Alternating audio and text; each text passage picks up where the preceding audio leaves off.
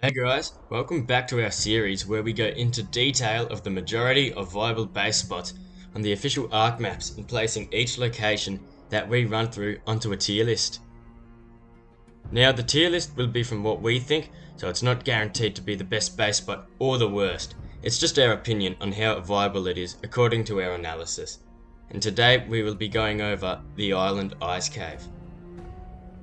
When it comes to getting to the Ice Cave, there are two main spawn points you should use, either North Zone 3 or West Zone 3. However, both of these spawn points can vary by quite a large distance. For example, spawning at North Zone 3 can sometimes place you near the Snow Archway or close by to Kano Island. Spawning at West Zone 3 can also place you on the Snowy Beach or up closer to Red Ob. So if you play on a wipe server and wish to rush to Ice Cave ASAP, I guess you will just have to hope for some good luck on where you spawn.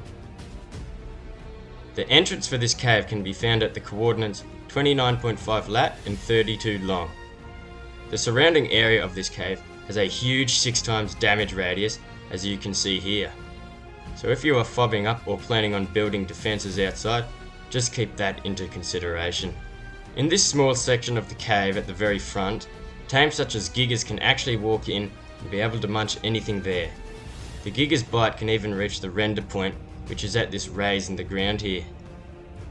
Beyond the render point, most tribes will not have any turrets set up in the narrow corridor, as they would be destroyed far too easily. Instead, majority of Ice Cave owners line the path with fence foundations, high HP carbies and sometimes a few Valos. Once you reach this room, beware of a few turrets, as tech gens on high range in the crouch room are often able to power turrets out here, and some tribes may just set up a few as a hindrance.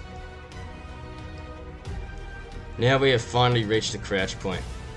This crouch point is for sure one of the most difficult choke points across all base locations, across all maps. Let's discuss why this point is so tedious to raid and how it is so easy to defend. If you are attacking the Ice Cave and you are faced with a few ground turrets placed here, your best bet on taking them down would be a cruise missile, rockets, tech grenades and explosive arrows. Turrets placed up higher on the walls here may be a bit more difficult to deal with. The best way to handle these would be to line of sight the main death wall with a dead body, such as a racer, and run in and try rocket them. Luckily there is not a lot of places where turrets can be placed here. If you are defending, I highly suggest burying a tame here, such as a Reaper. This will make it difficult for any attackers to deploy cryos, as the hitbox hinders the throw. If you plan on running out of the crouch to counter the raiders, you can orbit camera at this position right here to see if they have any battery turrets or Valo set up.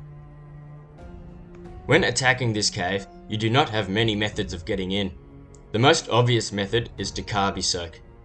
If you choose to Carby Soak, I suggest that once you have deployed the Carby, you whistle it back to follow you.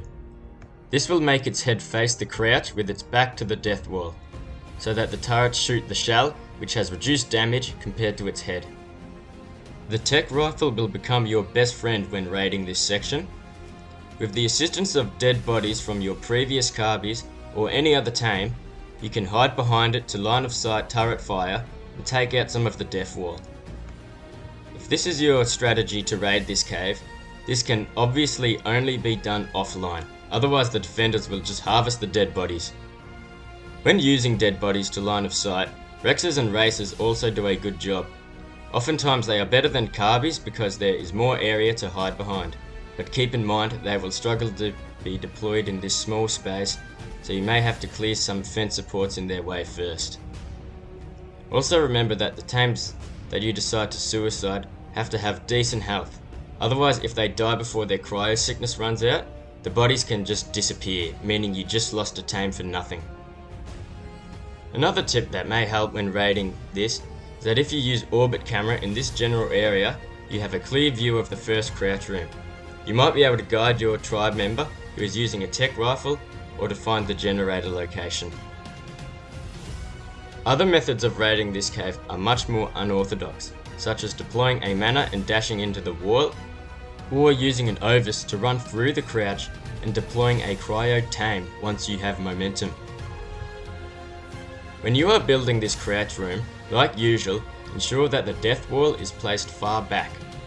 With the release of the Noglin, turret mode tames are more important now than ever. Velos, Arthros and Araneos can be used for this. Just note that with the Araneo, you will have to weigh it down and set it to aggressive, because it does not have a turret mode setting.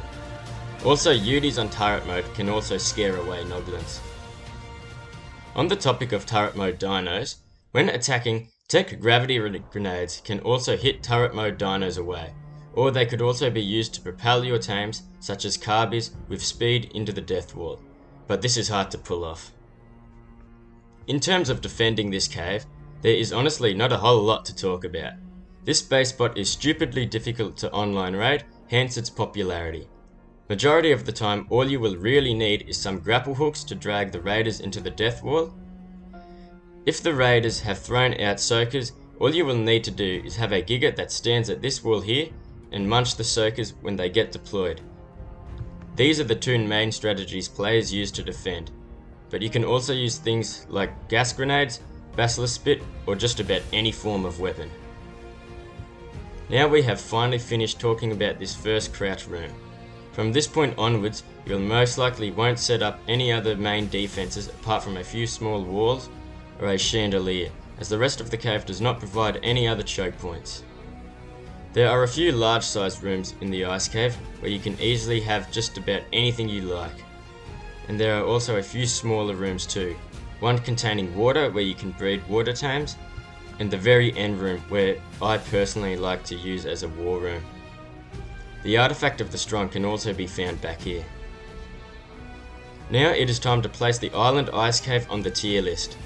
The Island Ice is one of the most contested caves in the game. The crouch point at the beginning makes this cave extremely difficult to raid and super easy to defend.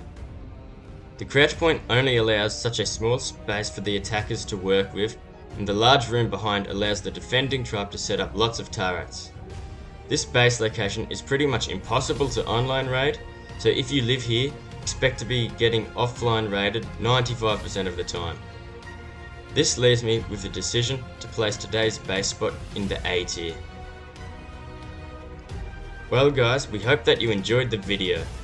It would mean a lot if you were to like, subscribe and turn the notification bell on so you can be notified when we release our next video. Please comment down below for which location you want to see next, and we will read the comments and pick the most suggested for our next video. But until then guys, see you at the next base location.